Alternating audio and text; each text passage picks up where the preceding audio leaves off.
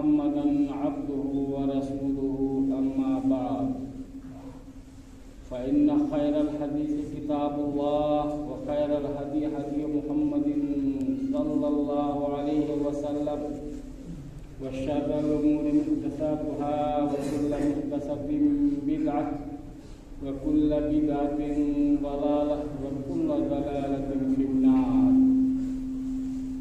وقال الله تبارك وتعالى في كتابه المجيد بسم الله الرحمن الرحيم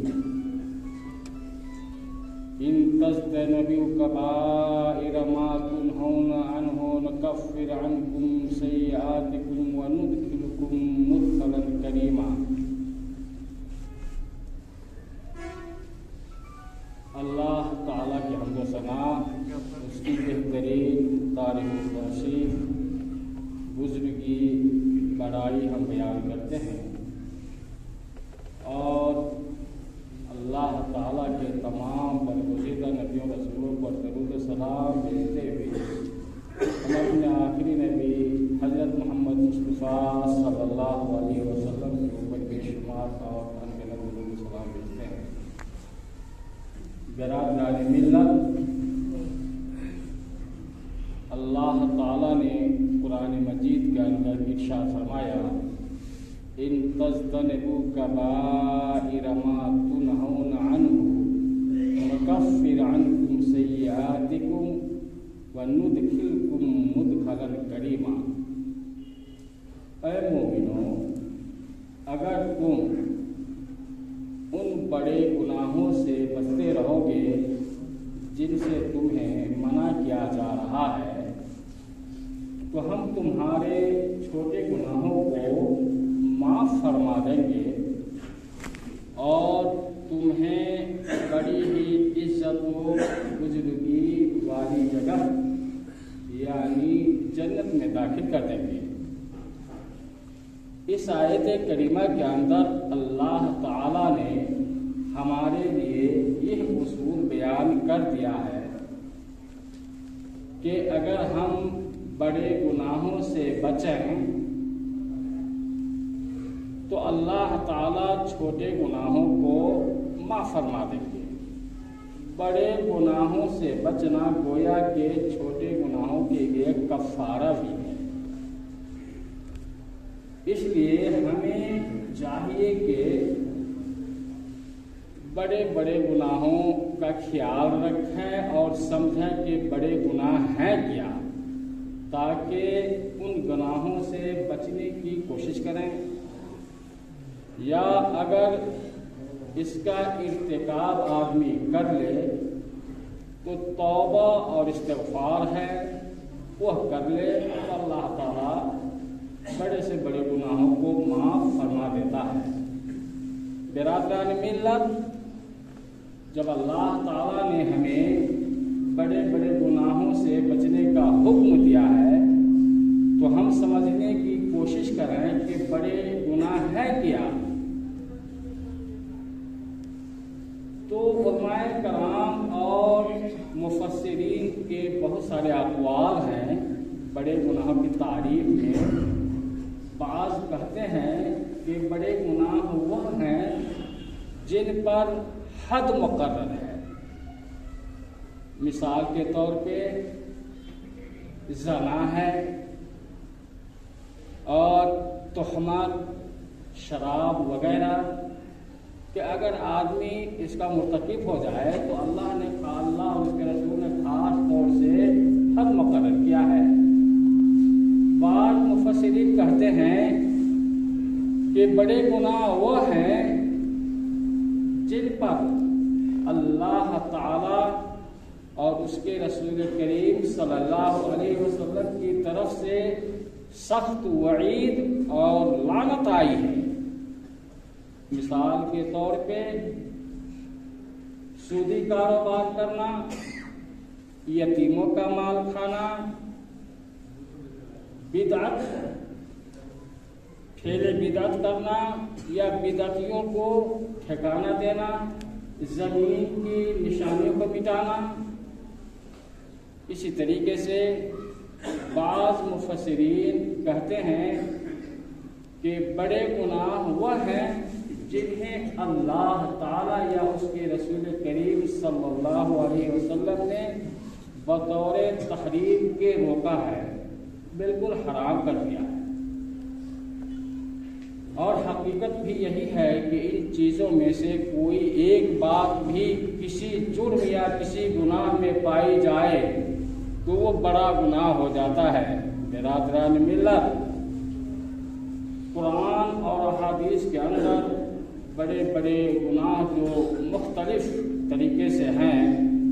بہت مختلف اور متعدد گناہوں کو قرآن و حدیث کے اندر ذکر آیا ہے، جنہیں ہمارے علماء کرام نے کتابوں کی شکل میں بھی اکٹھا کر دیا ہے، تاکہ آدمی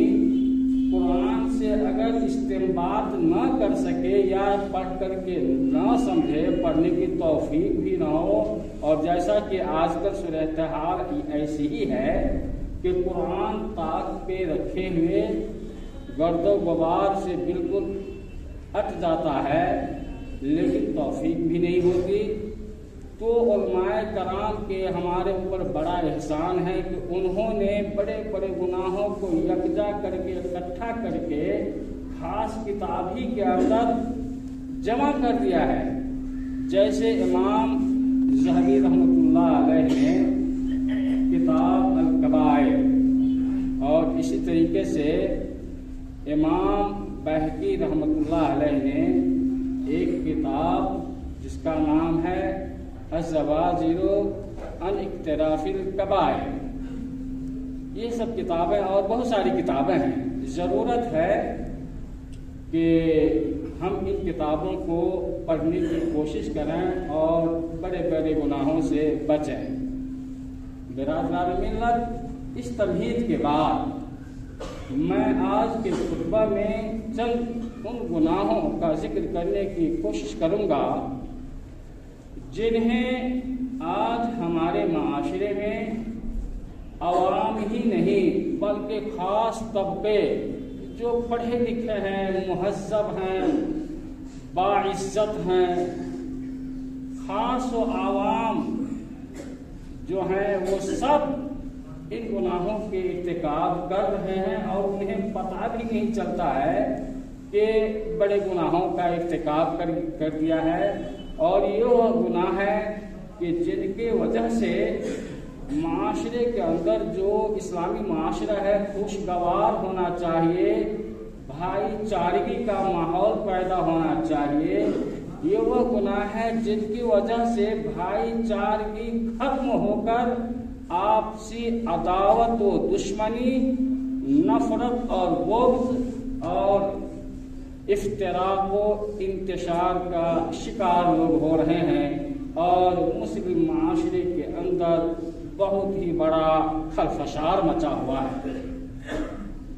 تو یہ وہ گناہ کہ جن کو لوگ کرتے ہیں یا جن کے سامنے کیا جا رہا ہے اور سمجھ بھی نہیں پا رہے ہیں کہ بھائی یہ بہت ہی بڑا گناہ ہو رہا ہے، اور یا تو سن لیتے ہیں اس گناہ کو اور چپ رہتے ہیں، یا خود کرتے ہیں اور احساس بھی نہیں ہوتا ہے،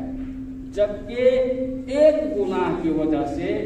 اس کا اثر گناہ کرنے والے ہی نہیں بلکہ بہت ہی بڑا فساد برپا ہو جاتا ہے اور معاشرہ ٹوٹ پھوٹ کا شکار ہو جاتا ہے۔ بھائی اور بزرگوں، مثال کے طور پہ ایک گناہ کا ذکر میں کر رہا ہوں جسے لوگ معمولی سمجھتے ہیں اور اس کا کیا نتیجہ ہوگا اس کا احساس تک بھی نہیں کرتے ہیں، جیسے چغل خوری، بلکہ کون آدمی چغل خور ہے بہت سے لوگ جانتے رہتے ہیں، بلکہ جب اس آدمی کو دیکھا جائے تو فوراً کہتے ہیں کہ یہ چغل خور ہے، جانتا ہے چغل خور ہے۔ یہ چغل خوری کہ جس کے سامنے کیا جائے اس کو روکتا ہی نہیں ہے، یا چغل خور کی باتوں کو بڑا سننا پسند کرتا ہے، اور وہ آدمی ہوتا ہے کہ جس کا ایمان کمزور ہوتا ہے سننے والے کا، اور وہ चापलूस पसंद आदमी होता है और हकीकत में चुगलखोरों की बातों को सुनता रहता है। मेरे भाई और बुजुर्गों, चुगलखोरी की वजह से, चुगलखोरी है क्या? चुगलखोरी ये है कि आदमी किसी एक की बात को सुनकर दूसरे तक इस मकसद से पहुंचाए कि दोनों के दरमियान में तसादुल बर्पा हो जाए, लड़ाई झगड़ा हो जाए। दो आदमी दोस्त हैं, दो दोस्त हैं, दोस्ती है, मोहब्बत है, एक दूसरे के ऊपर अपनी जानो माल कुर्बान कर रहे हैं दोनों आदमी, लेकिन ये चुगलखोर जो होता है बीच में, दोनों दोस्तों की दोस्ती उसे नहीं भाती और एक दूसरे को लड़ाने या दोस्ती तोड़ने के चक्कर और प्लानिंग वो करने लगता है और एक दोस्त की बात दूसरे के सामने। इसी तरीके से कारोबार, हम में से बहुत से लोग ऐसे भाइयों बुजुर्गों के अकेले कारोबार नहीं कर पाते हैं। माल है लेकिन वक्त नहीं है, मालो वक्त है लेकिन कारोबार चमकाने और बढ़ाने के लिए और बहुत सारे असबाब चाहिए, जिनमें से और साथियों की जरूरत होती है। तो कारोबार के अंदर बहुत सारे अहबाब और दोस्त शामिल होकर के कारोबार शुरू करते हैं। अब इस चुगलखोर जो होता है समझता है कि ये 4 आदमी 5 आदमी करके फना कारोबार कर रहा है, उसका कारोबार बढ़ रहा है। तो चुगलखोर उस वक्त इन कारोबार के अंदर जो शोरका होते हैं, शरीकेकार होते हैं, अजीबो गरीब चाल और बातों से इन लोगों को बदगुमान कर देते हैं और हर कोई एक दूसरे को बेईमान समझता रहता है, जबकि बेचारे हर कोई ईमानदार ही है, लेकिन चुगलखोर अपने दाव पे कामयाब हो जाता और सबको बेईमान और ये साबित कर देता है, जिसकी वजह से नफरत का माहौल होता है और पूंजी बैठ जाती है, कारोबार खत्म हो जाता है। भाई और बुजुर्गों, चुगलखोर सिर्फ 2 दोस्तों के दरमियान ही नहीं, कारोबार में शुरका के दरमियान ही नहीं, बल्कि मियाँ और बीवी भी उसके निशाने पे होते हैं, बल्कि एक मुल्क को दूसरे मुल्क के खिलाफ लड़ा और गिरा देता है, तहवाला कर देता है। तो भाई और बुजुर्गों, ये चुगलखोर की बदमाशी है। इसलिए चुगलखोर अगर समझते हैं या ये हम जानते हैं कि फना शख्स चुगलखोर है और फना की बात नकल कर रहा है, तो समझ लीजिए कि फसाद बर्पा करना चाह रहा है और आदमी मोहताज रहे। मेरे भाई और बुजुर्गों, चुगलखोरी उतना बड़ा गुनाह है कि नबी करीम सल्लल्लाहु अलैहि वसल्लम ने इरशाद फरमाया कि और गुनाहों का अंजाम तो क्या है अल्लाह ही बेहतर जानता है, या उसकी तरफ इशारत है अल्लाह के रसूल करीम सल्लल्लाहु अलैहि वसल्लम ने कर दिया है कि फना गुनाह का अंजाम ये होगा, फना गुनाह का अंजाम ये होगा। लेकिन चुगलखोरी एक ऐसा गुनाह है कि सही हदीस की रोशनी में ये साबित है कि नबी करीम सल्लल्लाहु अलैहि वसल्लम ने फरमाया है और आपने कहा कि चुगलखोर की सजा ये है कि कब्र से ही उसकी सजा शुरू हो जाती है। जैसा कि हजरत अब्दुल्लाह इब्न अब्बास रज़ियल्लाहु तआला अन्हुमा बयान फरमाते हैं कि नबी करीम सल्लल्लाहु अलैहि वसल्लम का गुजर एक कब्र के पास से हुआ, 2 कब्रों के पास से। आपने फरमाया कि ये जो 2 कब्र हैं और इनके अंदर जो आदमी हैं, इन दोनों को सजा हो रही है, अज़ाब हो रहा है, और इन दोनों में से एक चुगलखोर था और दूसरा आदमी पेशाब से नहीं बचता, यानी पेशाब के छींटे वगैरह से नहीं बचता था। मेरे भाइयों बुजुर्गों, हमारे सबसे सालिहीन के तजर्बा और उनके अक़वाल से पता चलता है कि जिस आदमी को चुगलखोरी करने की आदत होती है, अगर उसके बारे में पता लगाया जाए कि वो कैसे खानदान का है, तो आखिर में ये नतीजा निकलता है कि वो खानदानी एतबार से बड़ा डैमेज आदमी होता है। بڑا ڈیمیج ہوتا ہے، اور چغلخور بالکل سچا نہیں ہوتا ہے، ہمیشہ وہ جھوٹا ہوتا ہے۔ واقعہ یہ ہے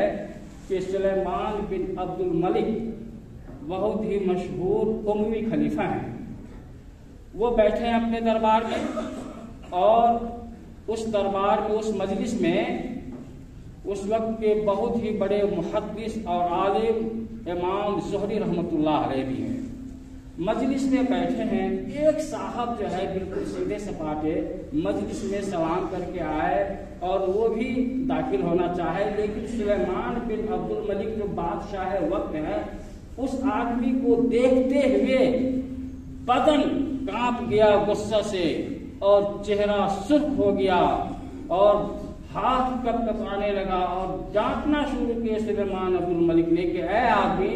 تم میری مجلس سے دور ہو جا، تم وہی آدمی ہے جو میرے خلاف لوگوں کو ورگلاتے رہتے ہو اور میرے بارے میں ایسی اور ویسی باتیں کرتے رہتے ہو، تم میری مجلس میں نہ آؤ۔ اور قریب تھا کہ سلیمان بن عبد الملک اس کو گرفتار کرواتے، لیکن وقت کے بہت ہی بڑے عالم امام زہری رحمۃ اللہ علیہ مجلس میں بیٹھے، بھائی اور بزرگوں، عالم دین کے اوپر اعتماد کیا جائے، عالم دین کی توقیر اور عالم دین کا احترام کرنے کی کوشش کریں۔ دیکھیے بادشاہ گرم ہو چکے ہیں، لیکن امام زہری کہتے ہیں کہ اے بادشاہ سلامت، النمام لا یکون صادقا، کہ چغلخور جو ہے یہ سچا نہیں ہو سکتا ہے۔ تو جس آدمی نے اس آدمی کے خلاف آپ کے بارے میں آپ کے پاس شکایت کی ہے اور بولا ہے، وہ سمجھ لیجیے کہ بڑا جھوٹا ہے، اور ایک بادشاہ ہوتے ہوئے آپ جھوٹوں کی باتوں کے اوپر اعتبار کریں گے۔ سلیمان بن عبد الملک کا غصہ ٹھنڈا ہوا اور کہا کہ تم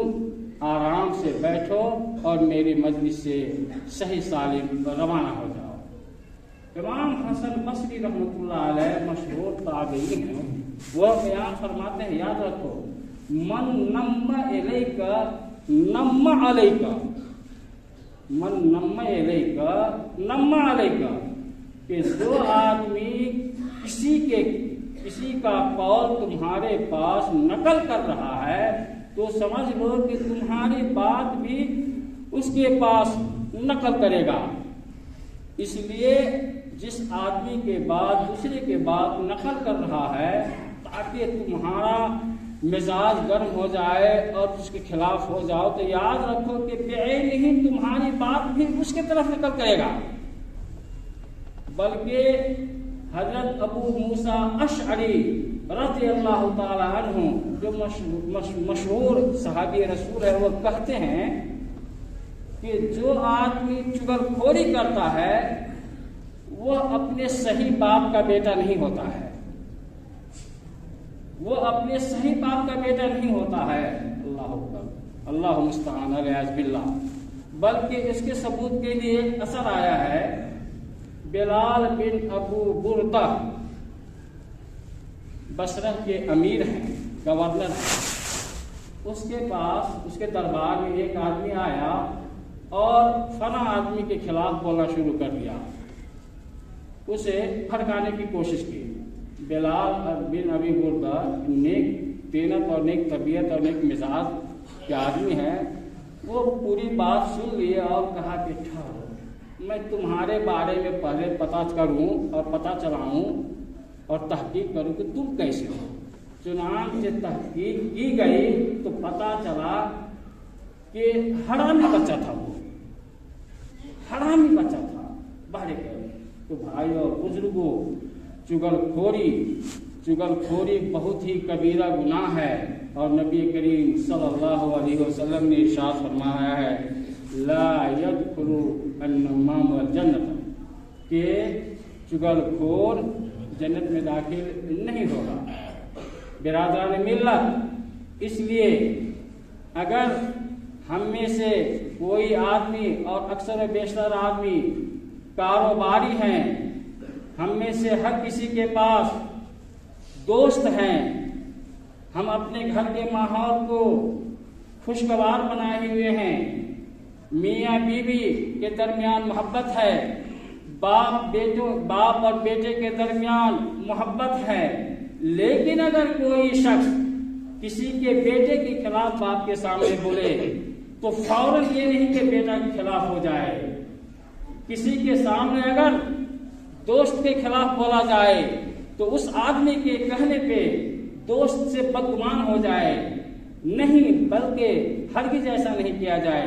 اور سمجھداری نہ ہونے کی وجہ سے بھائی اور بزرگوں، دیکھیے ہمارے معاشرے کتنے ٹوٹ پھوٹ کے شکار ہیں اور ہم کہاں سے کہاں ہیں۔ اس لیے بڑے بڑے گناہوں میں سے ایک اہم گناہ جس کی وجہ سے معاشرے کے اندر اختلاف ہے، معاشرے کے اندر خلفشار ہے اور بالکل دوری ایک دوسرے سے بنی ہوئی ہے، ان میں سے ایک گناہ چغل خوری ہے۔ ضرورت ہے کہ ہم چغل خوروں کو پہچانیں، اپنی مجلس سے اس کو دور رکھنے کی کوشش کریں اور ان کی باتوں کو سننے کی کوشش نہ کریں۔ اللہ تعالیٰ سے ہم دعا کرتے ہیں کہ اللہ تعالیٰ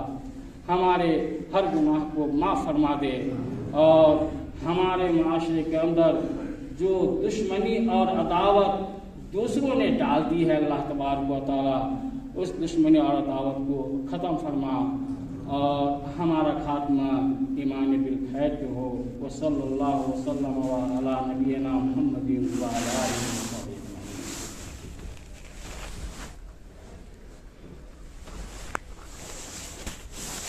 الحمد للہ نحمده ونستعینه ونستغفره ونعوذ باللہ من شرور انفسنا ومن سیئات اعمالنا، من يهده الله فلا مضل له ومن يضلل فلا هادي له، واشهد ان لا اله الا الله وحده لا شريك له، واشهد ان محمدا عبده ورسوله، اما بعد، ان الله وملائكته يصلون على النبي يا ايها الذين امنوا صلوا عليه وسلموا تسليما، اللهم صل على محمد وعلى ال محمد كما صليت على ابراهيم وعلى ال ابراهيم انك حميد مجيد، اللهم بارك على محمد وعلى ال محمد كما باركت على ابراهيم وعلى ال ابراهيم انك حميد مجيد۔ عباد اللہ رحمكم اللہ، ان اللہ یامر بالعدل